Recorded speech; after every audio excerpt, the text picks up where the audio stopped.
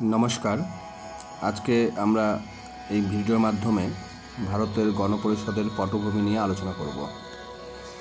ইতিমধ্যেই আমি ভারতের গণপরিষদের উপর একটি ভিডিওতে আলোচনা করেছি। সেখানে ভারতের গণপরিষদের সংক্ষিপ্ত পটভূমি আছে, তার গঠন, তার প্রকৃতি এবং কার্যাবলী নিয়ে আলোচনা করেছি। যারা এখনও ভিডিওটি দেখোনি, আমার চ্যানেলে গিয়ে ভিডিওটি দেখে নিতে পারো। আজকে যেটা আমরা আলোচনা করব, ভারতের গণপরিষদের বিস্তারিত পটভূমি। আমার মনে হলো যে ভারতের গণপরিষদের বিস্তারিত পটভূমি জানলে তোমাদের ভারতের সংবিধান সম্পর্কে স্পষ্ট ধারণা হবে। কারণ ভারত স্বাধীনতা লাভ করার আগে ভারতের যে শাসন ব্যবস্থা, বিশেষ করে ইংরেজ শাসনকালে প্রায় 200 বছর যে সমস্ত আইন বা বিভিন্ন ভারত শাসন আইন, ভারতের পরিষদীয় আইন ও অন্যান্য আইন দ্বারা পরিচালিত হয়েছে, সে সমস্ত আইন সম্পর্কে তোমাদের সংক্ষিপ্ত ধারণা থাকা দরকার, যাতে করে ভারতের সংবিধান সম্পর্কে তোমরা বা ভারতের সংবিধান রচনা সম্পর্কে স্পষ্ট হও। কারণ ভারত স্বাধীনতা হওয়ার আগে ভারতবর্ষের শাসন ব্যবস্থা ইংরেজরা কীভাবে পরিচালনা করত সেটা সকলের জানা দরকার। তো যাই হোক, এই ভিডিওর মাধ্যমে আমি মূলত ব্রিটিশ ইস্ট ইন্ডিয়া কোম্পানি কীভাবে ভারতবর্ষের শাসন ব্যবস্থা পরিচালনা করত, বা ভারতের সিপাহী বিদ্রোহের আগে পর্যন্ত ভারতবর্ষের শাসন ব্যবস্থা কোম্পানি কীভাবে পরিচালনা করত সে সম্পর্কেই আলোচনা করব। শুরু করা যাক। আমরা সবাই জানি আমাদের সুপ্রাচীন যে ভারতবর্ষ, ভারতের সভ্যতা অন্যান্য সভ্যতার মতোই অতি প্রাচীন। হাজার বছর ধরে ভারতবর্ষের বিভিন্ন প্রতিকূলতা, বিভিন্ন বৈদেশিক আক্রমণ, বিদেশি শক্তির শাসন, এই ঝড়ঝঞ্ঝা পার করার পরেও ভারতবর্ষ বর্তমানে বিশ্বের অন্যতম গুরুত্বপূর্ণ রাষ্ট্র হিসাবে বিরাজ করছে। তোমরা সবাই জানো যে প্রাচীন সভ্যতাগুলোর মধ্যে অনেক সভ্যতাই ধ্বংস হয়ে গেছে, কিন্তু ভারতবর্ষের সভ্যতা এখনও মাথা উঁচু করে আছে। ভৌগোলিক দিক থেকে যদি আমরা দেখি, তাহলে দেখব ভারতবর্ষ পৃথিবীর মধ্যে 7ম বৃহত্তম দেশ। অর্থাৎ ভারতের বিভিন্ন বিভক্ত হয়ে যাওয়ার পরেও ভারতবর্ষ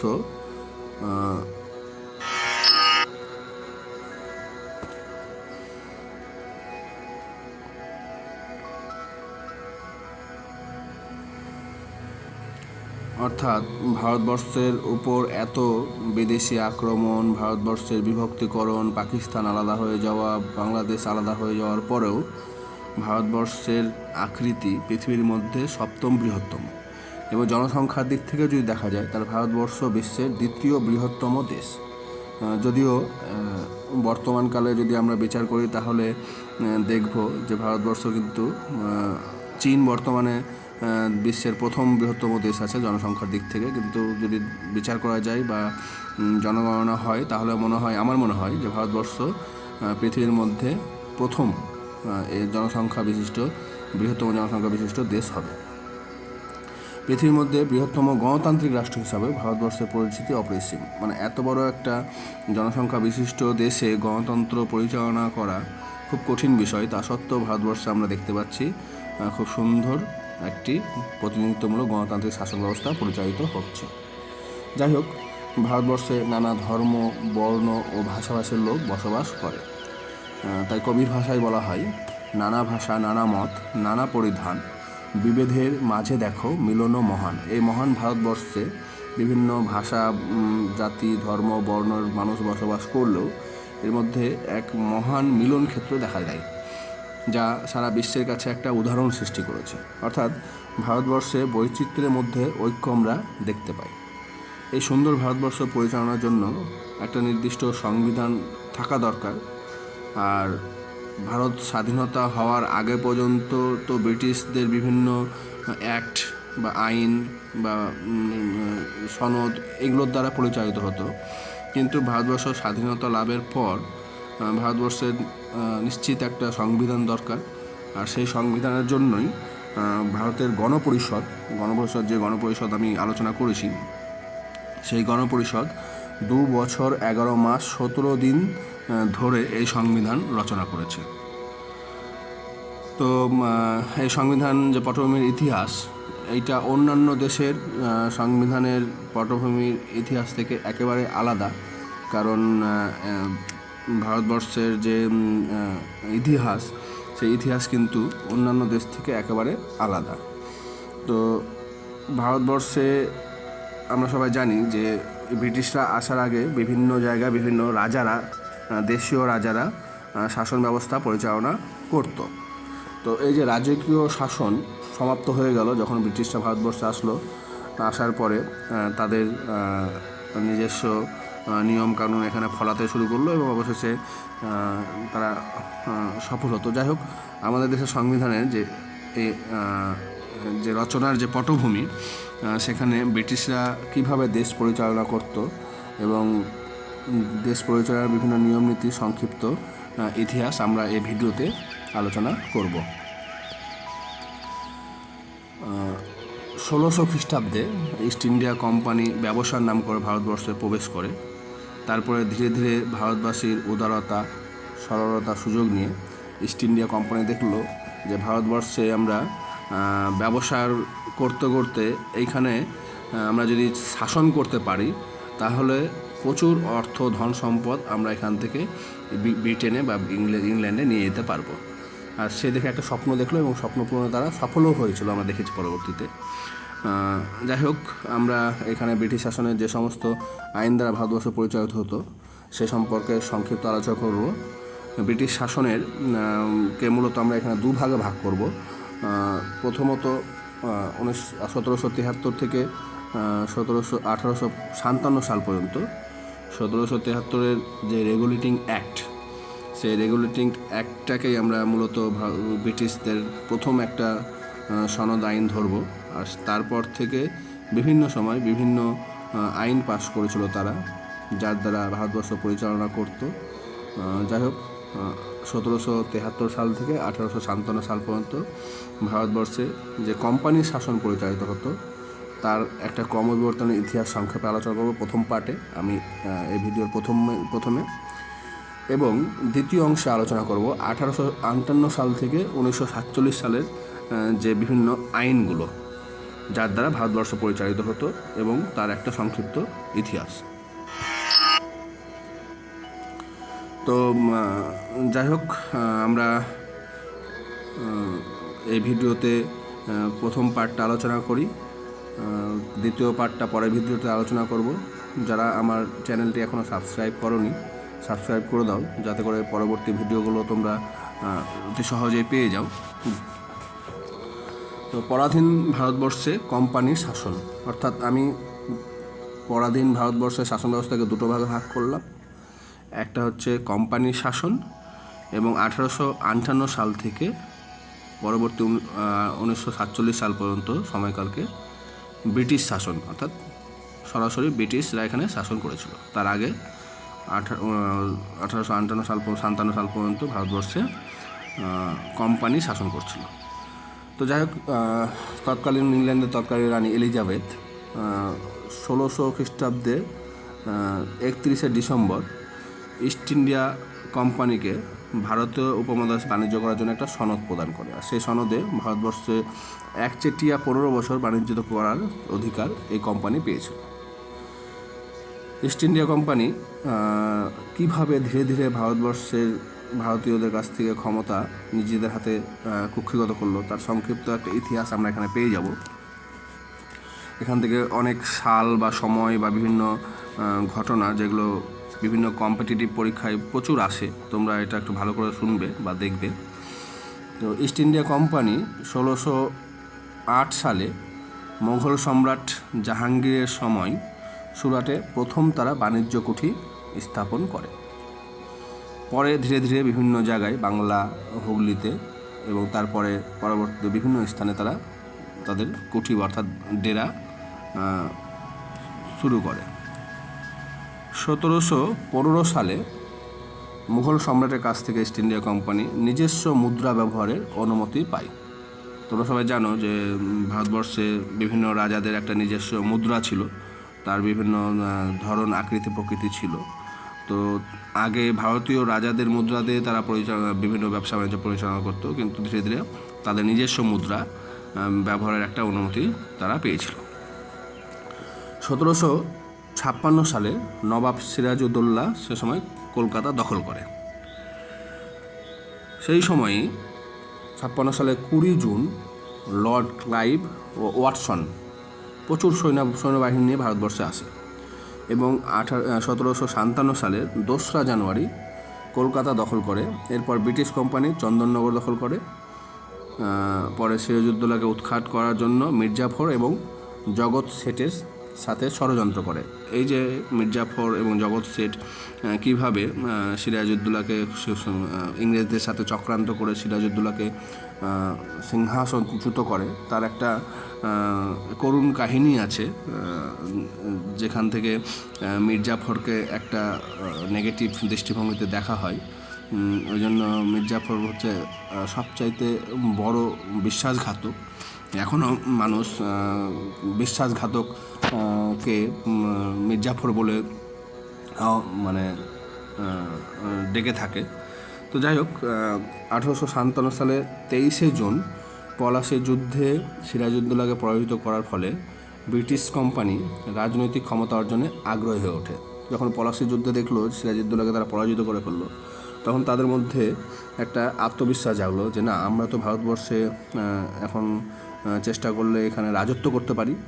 তো তারপরে সেখানে ইংরেজরা মির্জাফরের সাথে যে চুক্তি করেছিল, সেই চুক্তি মতো তাকে সিরাজউদ্দৌলাকে সরিয়ে মির্জাফরকে নবাবের আসনে বসালো এবং এর পরিবর্তে রবার্ট ক্লাইভ 30 লক্ষ টাকা এবং 24 পরগনার জায়গিরদারি লাভ করে। এখান থেকে রবার্ট ক্লাইভের প্রায় 3 লক্ষ টাকা আয় হতো। ভাবতে পেরেছো সে সময় 3 লক্ষ টাকা মানে কত তারা এখান থেকে ইকোনমিক একটা প্রফিট পেয়েছিল। যাই হোক, 1760 সালে রবার্ট ক্লাইভ ইংল্যান্ডে ফিরে গেল। 1765 সালে মে মাসে পুনরায় ভারতবর্ষে তিনি আসলেন। এবারে তিনি ইংরেজ সরকারের গভর্নর হিসাবে ভারতবর্ষে এসেছিলেন। ইংরেজ সরকারের গভর্নর হিসাবে 1765 সালে 1 আগস্ট রবার্ট ক্লাইভ দিল্লির বাদশাহ শাহ আলমের কাছ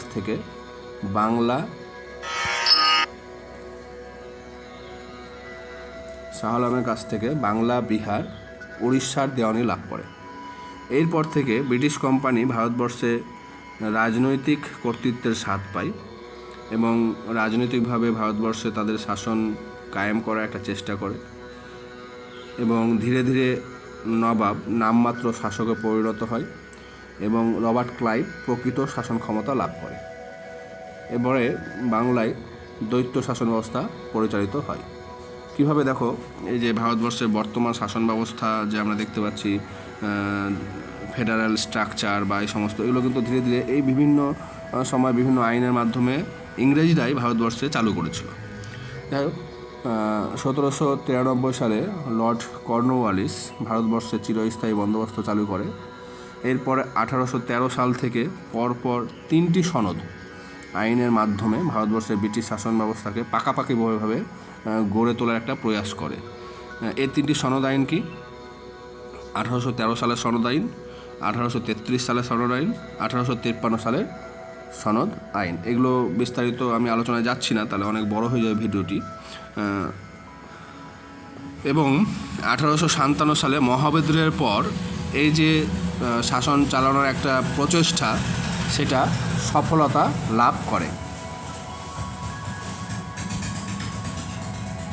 1857 সালে মহাবিদ্রোহ তথা সিপাহী বিদ্রোহের পর ব্রিটিশ সরকার বুঝতে পেরেছিল যে ভারতবর্ষের কোম্পানির মাধ্যমে শাসন ব্যবস্থা পরিচালনা করা সম্ভব হবে না। তাই 1858 সালে ব্রিটিশ সরকার ভারতবর্ষের শাসন ক্ষমতা সরাসরি নিজের হাতে তুলে নেয়।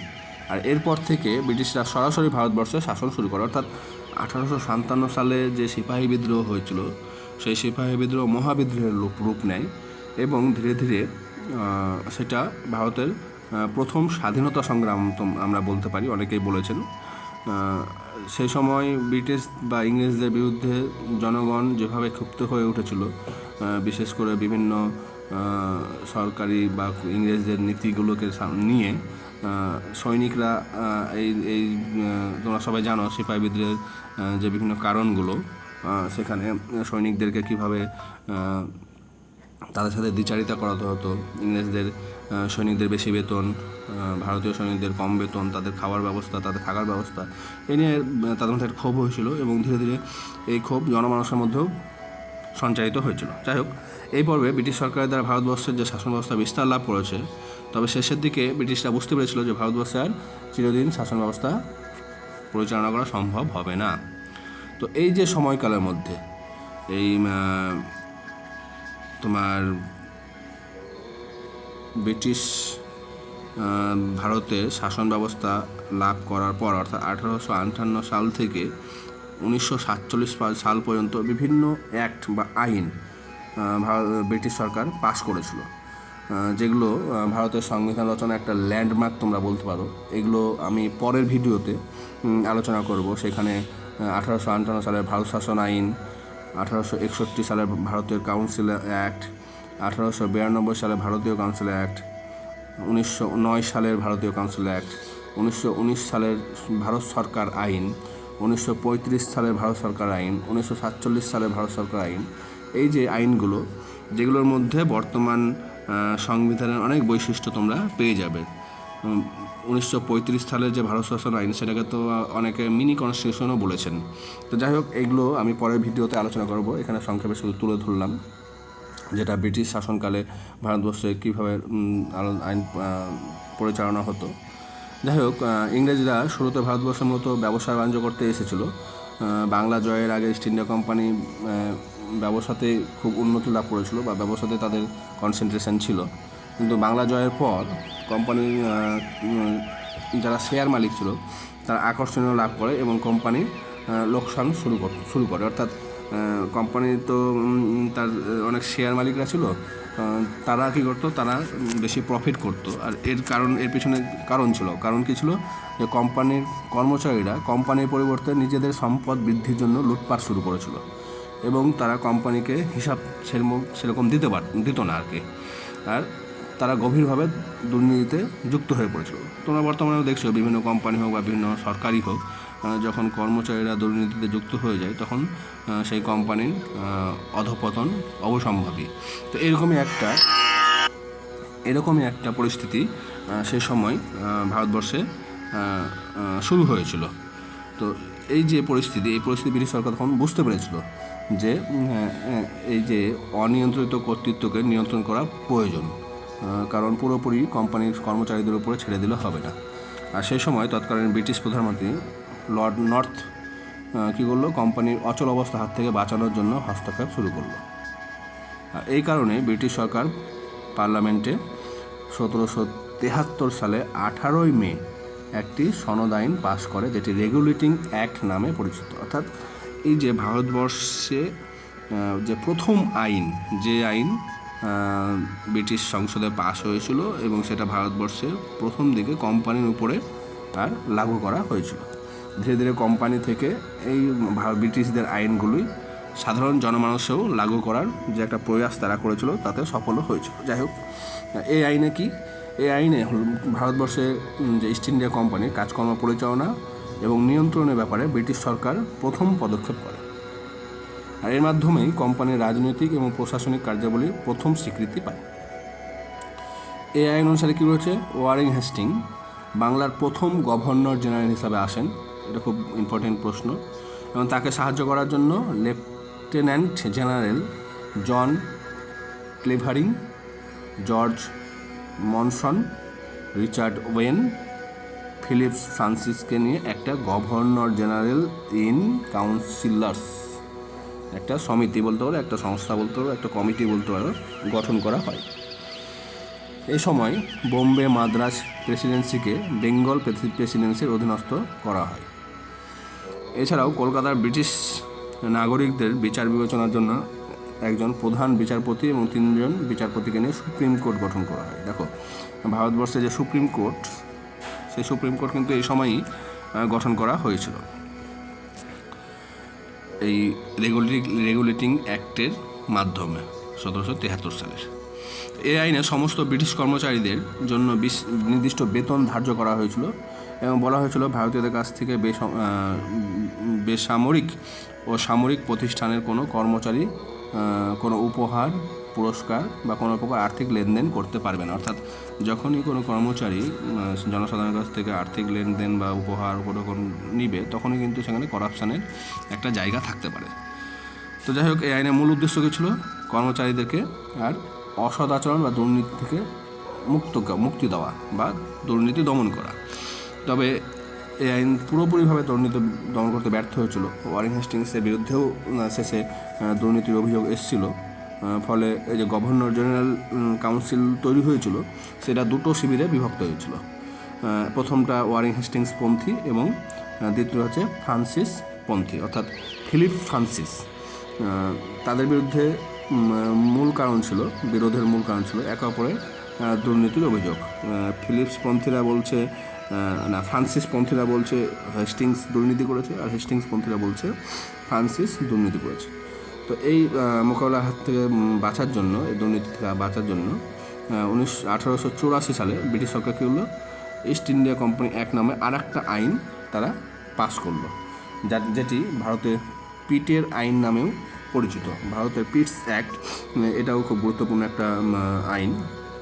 তো যাই হোক, 1773 সালে রেগুলেটিং অ্যাক্টের ত্রুটি বিচ্যুতিগুলো দূর করার জন্যই ব্রিটিশ প্রধানমন্ত্রীর নেতৃত্বে এই পিটস ইন্ডিয়া অ্যাক্ট পাস করা হয়েছিল।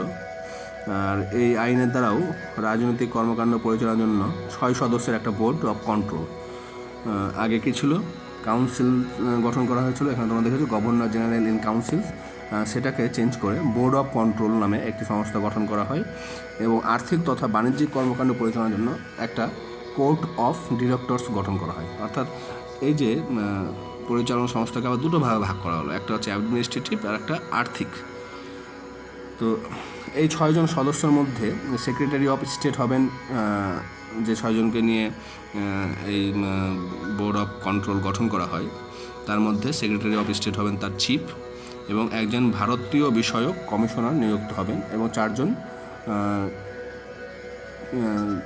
কাউন্সিলর থাকবেন। এই বোর্ডের সভাপতিত্ব করবেন বোর্ড অফ কন্ট্রোলের সভাপতি, যিনি ইস্ট ইন্ডিয়া কোম্পানির বিষয়ক মন্ত্রী হবেন। এবং এই বোর্ড অফ কন্ট্রোলের নেতৃত্বেই ব্রিটিশ মালিকাধীন সরকার পরিচালিত হবে। অর্থাৎ কীভাবে ধীরে ধীরে কোম্পানি থেকে ব্রিটিশদের হাতে ক্ষমতা চলে যাচ্ছে। এছাড়াও কোম্পানি বেসামরিক, সামরিক এবং রাজস্ব সংক্রান্ত সমস্ত কাজ পরিচালনা করবে এই বোর্ড অফ কন্ট্রোল।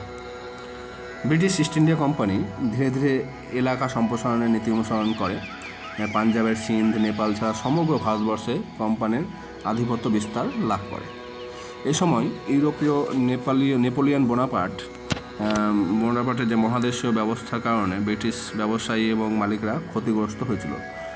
অর্থাৎ ইউরোপে নেপোলিয়ন বোনাপার্ট যেভাবে তার সাম্রাজ্য বিস্তার করেছিল বা ব্রিটিশদেরকে বিভিন্নভাবে দমানোর চেষ্টা করেছিল, তার একটা প্রভাব বা তার কারণে ব্রিটিশ ব্যবসায়ীরা বা বণিকরা যারা সেখানে ব্যবসা করতো তারা ক্ষতিগ্রস্ত হয়েছিল। এরপর তারা কী হলো, এশিয়ার যে ব্রিটিশ তাদের বাণিজ্য করার অনুমতি চাইল এবং ইস্ট ইন্ডিয়া কোম্পানির একচেটিয়া ক্ষমতা বিলীন করার জন্য দাবি তোলা হলো। অর্থাৎ সেখানে ব্রিটিশ ইস্ট ইন্ডিয়া কোম্পানি একচেটিয়া ব্যবসা বাণিজ্য করবে, এটা চলবে না, বাকিদেরকেও ব্যবসা বাণিজ্যের একটা সুযোগ দিতে হবে। তো এটা কী হলো, ইস্ট ইন্ডিয়া কোম্পানি আপত্তি জানালো এবং অবশেষে ব্রিটিশ সরকার 1813 সালে একটি চার্টার অ্যাক্ট পাস করলো। এই আইনের মাধ্যমে ব্রিটিশ বণিকদের একটি কঠোর লাইসেন্সিং ব্যবস্থা করা হলো এবং ব্রিটিশ ব্যবসায়ীকে ভারতে বাণিজ্য করার একটা অনুমতি দেওয়া হলো। অর্থাৎ এই আইনের মাধ্যমে, এই লাইসেন্সের মাধ্যমে একটা বিভিন্ন শর্ত সাপেক্ষ বাণিজ্য বিভিন্ন ব্রিটিশ ব্যবসায়ীরা ভারতে করতে পারবে। এরপরে কী হলো, কোম্পানির যে একচেটিয়া বাণিজ্য চলছিল তার অবসান ঘটলো এবং ব্রিটিশ ব্যবসায়ীদের ভারতে আসার হিড়িক পড়ে গেল। আর এই আইনের মাধ্যমে ভারতের ব্রিটিশ সম্পত্তির উপর ব্রিটিশ রাজা বা রানীর সার্বভৌমত্বকে জোর করে দেওয়া হয় এবং কোম্পানি শাসনের মেয়াদ 20 বছর বাড়ানো হয়। এছাড়া আফিম এবং চীনের সাথে বাণিজ্য ছাড়াও ব্রিটিশ ইস্ট ইন্ডিয়া কোম্পানির বাণিজ্যের একাধিপত্য অবসান ঘটে। স্থানীয় সরকারগুলোও সুপ্রিম কোর্টের অধীনে নিয়ে আসা হয়। ওই যে সুপ্রিম কোর্ট গঠন করা হয়েছিল, তো বিচার বিবেচনা স্থানীয় সরকার কোথায় করবে সেই সুপ্রিম কোর্টের আন্ডারে করা হয়। আর এই আইনের মাধ্যমে খ্রিশ্চান মিশনারিদের ভারতবর্ষের ধর্ম প্রচারের জন্য একটা নিয়োগ করা হয় এবং ভারতের সাহিত্যের পুনরুদ্ধার, জীবন এবং বিজ্ঞানের প্রচারের জন্য একটা আর্থিক অনুদানের প্রদান করা হয়। অর্থাৎ এখান থেকে ভারতবর্ষে যে খ্রিশ্চান ধর্মান্তরীকরণের যে একটা ব্যবস্থা, সেটা কিন্তু এই আইনে শুরু হয়। তো যাই হোক, শিল্প বিপ্লবের ফলে গ্রেট ব্রিটেনে ঘটেছে উল্লেখযোগ্য পরিবর্তনের ফলে সরকার 1833 সালে একটি সনদ আইন পাস করেছে। 1833 সালের ভারত সরকার আইন এবং 1833 সালের সেন্ট হেলেনা আইন নামে পরিচিত, সেন্ট হেলেনা আইন নামে পরিচিত মনে রাখবে। আর এই আইনের মাধ্যমেই ভারতের ক্ষমতার কেন্দ্রীকরণের উপর জোর দেওয়া হয় এবং কোম্পানির উপর ব্রিটিশ পার্লামেন্টের নিয়ন্ত্রণ বৃদ্ধি করা হয় এবং কোম্পানির যাবতীয় বাণিজ্যিক বাধা নিষেধ বাতিল করে দেওয়া। অর্থাৎ এখানে কি হলো, ভারতবর্ষে যে ব্রিটিশ এলাকা বা ব্রিটিশ ক্ষেত্র, তার এককেন্দ্রিক একটা ব্যবস্থা করা হলো, যেখানে কোম্পানিকে সুপ্রিম পাওয়ার দেওয়া হয়। আর একটি বাণিজ্য সংস্থা হিসেবে ইস্ট ইন্ডিয়া কোম্পানির কাজকর্ম বন্ধ হয়ে যায় এবং এটি একটি পুরোপুরি প্রশাসনিক সংস্থায় পরিণত হয়। আর এই আইনের মাধ্যমে ব্রিটিশদের ভারতে আসার এবং বসবাস করার সুযোগ সুবিধা দেওয়া হয়, অর্থাৎ ভারতবর্ষকে ব্রিটিশদের জন্য ওপেন করে দেওয়া হয়। আর এই আইনের মাধ্যমে গভর্নর জেনারেল অফ বেঙ্গলকে কী করা হলো, গভর্নর জেনারেল অফ ইন্ডিয়াতে রূপান্তরিত করা হলো। অর্থাৎ তাদের যে এলাকা ক্ষেত্র, সেই ক্ষেত্রে কিন্তু অনেকটা বেরালো। এবং লর্ড উইলিয়াম বেন্টিং প্রথম ভারতের গভর্নর জেনারেল হিসাবে পরিচিতি লাভ করে। আর এই আইনের মাধ্যমে লর্ড উইলিয়াম বেন্টিং সকল সামরিক এবং দেওয়ানি ক্ষমতা লাভ করে। দেখো কীভাবে ধীরে ধীরে ভারতবর্ষের সম্পূর্ণ ক্ষমতা তারা নিজের হাতে কক্ষিগত করছে। এই আইনের মাধ্যমে লর্ড ম্যাকলোকে ভারতের ল কমিশনের চেয়ারম্যান করা হয় এবং ভারতবর্ষে পাকাপাকিভাবে ব্রিটিশ উপনিবেশ শুরু হয়ে যায়। এবং তোমরা জানো ম্যাকলো কীভাবে ভারতবর্ষের শিক্ষা ব্যবস্থাকে নিজেদের মতো করে ইংরেজদের স্বার্থে পরিচালিত করেছিল এবং কেরানি নির্মাণের যে কাজ, সেটা ম্যাকলে খুব সুন্দরভাবে করেছিল। যাই হোক, এই আইনের মাধ্যমে ব্রিটিশ পার্লামেন্টের আইনগুলি কি ভারতবর্ষে লাগু করার যে প্রচেষ্টা, সেটা শুরু হয় এবং ব্রিটিশ ভারতের সমস্ত অঞ্চল, আদালত, ব্যক্তি এবং অন্যান্য সব কিছুর জন্য আইন প্রণয়নের ক্ষমতা গভর্নর জেনারেল ইন কাউন্সিলের হাতে অর্পণ করা হয়। 1833 সালে সনদ আইনের পর ভারতবর্ষে আঞ্চলিক এবং রাজনৈতিক পরিবর্তন লক্ষ্য করা যায়, কারণ এই সময় ব্রিটিশ ইস্ট ইন্ডিয়া কোম্পানি সিন্ধু পাঞ্জাব দখল করে নেয়। এই সময় ভারতের বিকেন্দ্রীকরণ এবং ভারতীয়দের তাদের নিজস্ব বিষয় পরিচালনায় অংশগ্রহণ দেওয়ার দাবি উঠে এবং এই পরিস্থিতিতে ব্রিটিশ পার্লামেন্ট 1853 সালের ইস্ট ইন্ডিয়া কোম্পানি সনদ পাস করে। এই আইনের মূল উদ্দেশ্য ছিল কোম্পানির ক্ষমতার পুনর্নবীকরণ এবং ভারতীয়দের মধ্যে বিশ্বাস জাগিয়ে রাজস্ব ধরে রাখার চেষ্টা। আর এই আইনের মাধ্যমে 6 জন সদস্য নিয়ে প্রথমবারের মতো গভর্নর জেনারেল কাউন্সিল গঠন করা হয়, যা ভারতের আইন পরিষদ নামে পরিচিতি লাভ করে।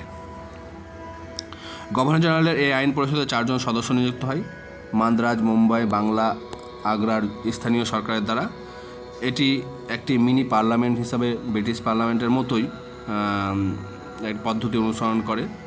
আইন পরিষদে কোনো ভারতীয় অংশগ্রহণের সুযোগ ছিল না। এই আইনের মাধ্যমে ভারতীয় সংসদীয় ব্যবস্থার সূচনা হয়। সংসদে আমরা যদি পার্লামেন্টের সিস্টেম দেখছি, কিন্তু সেটা এই 1853 সালের যে ইস্ট ইন্ডিয়া কোম্পানি অ্যাক্ট বা সনদ, সেই সনদের মাধ্যমে হয়েছিল। এই আইনের মাধ্যমে ভারতের আমলা বাছাই, নিযুক্তকরণ প্রভৃতির জন্য প্রতিযোগিতামূলক যে পরীক্ষা, সেই পরীক্ষা শুরু হয় এবং ধীরে ধীরে ভারতীয়দের জন্য এই পরীক্ষাটা উন্মুক্ত করা হয়। যাই হোক, কোম্পানি শাসনে অবসানের আভাস পাওয়া যায় 1858 সালে ভারত শাসন আইনের দ্বারা, যার ফলে পরবর্তীতে আমরা দেখেছি যে 1857 সালে যে মহাবিদ্রোহ বা সিপাহী বিদ্রোহ হলো, সেখানে ভারতের যে ক্ষমতা বা ভারতের শাসন ব্যবস্থা ইস্ট ইন্ডিয়া কোম্পানির দ্বারা সম্ভব নয়।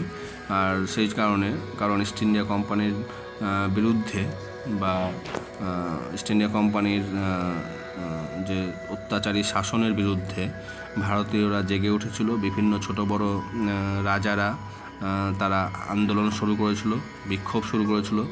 এখানে তোমরা ঝাঁসির রানী লক্ষ্মীবাইয়ের যে কাহিনী বা সেটা তোমরা দেখতে পারো, কীভাবে ঝাঁসির রানী লক্ষ্মীবাই ভারতবর্ষের সমস্ত বিশেষ করে ঝাঁসির জনমানসকে ইংরেজ বিদ্বেষী করে তুলেছিল। বা পরবর্তীতে নানা সাহেব, টাটিয়া টুপি, এরকম বিভিন্ন সে সময় স্বাধীনতা সংগ্রামীরা যারা ব্রিটিশদের এই অত্যাচারী শাসন এবং ধনসম্পদ লুট করে ভারতবর্ষকে একটা কাঙাল করে দেওয়ার যে প্রচেষ্টা করেছিল, সেই প্রচেষ্টার বিরুদ্ধে জেগে উঠেছিল। তার ফলে সারা ভারতবর্ষ জুড়ে একটা আন্দোলন দেখা দেয়। আর সেই আন্দোলনের জেরে ব্রিটিশ সরকার বুঝতে পেরেছিল যে কোম্পানির দ্বারা ভারতবর্ষের শাসন ব্যবস্থা পরিচালনা করা সম্ভব হবে না, ভারতবর্ষের শাসন ব্যবস্থা সরাসরি নিজের হাতে নিতে হবে। সেই কারণে তারা 1858 সালে যে ভারত শাসন আইন, সেই ভারত শাসন আইন ব্রিটিশ পার্লামেন্টে পাস করে এবং ভারতবর্ষের ক্ষমতা সরাসরি নিজের হাতে তুলে নেয়। তো যাই হোক, এই যে বিভিন্ন আইনগুলো এখানে আলোচনা করলাম, এখান থেকে প্রচুর প্রশ্ন আসবে, তোমরা একবার গো থ্রু করে নেবে এগুলো। আমি দরকার পড়লে প্রয়োজনে পিডিএফও আমি দিয়ে দিতে পারি। তো যাই হোক, এখানে এই ভিডিওতে এখন এই পর্যন্তই আমি শেষ করছি। আগামী ভিডিওতে ব্রিটিশ ইস্ট ইন্ডিয়া কোম্পানির হাত থেকে ব্রিটিশরা যে ক্ষমতা নিল, সেই ক্ষমতার প্রয়োগ কীভাবে করেছে, অর্থাৎ 1858 সালের ভারত শাসন আইন থেকে 1947 সালের ভারত শাসন আইন পর্যন্ত বিভিন্ন আইন বা বিভিন্ন বিষয় নিয়ে পরবর্তী ভিডিওতে আলোচনা করব। যারা এখনও ভিডিওটি আমার চ্যানেলটি সাবস্ক্রাইব করোনি, সাবস্ক্রাইব করে দাও, যাতে করে পরবর্তী ভিডিওগুলোই তোমরা পেয়ে যাও। তো সকলকে ধন্যবাদ, ভালো থেকো, ভালো করে পড়াশোনা করো।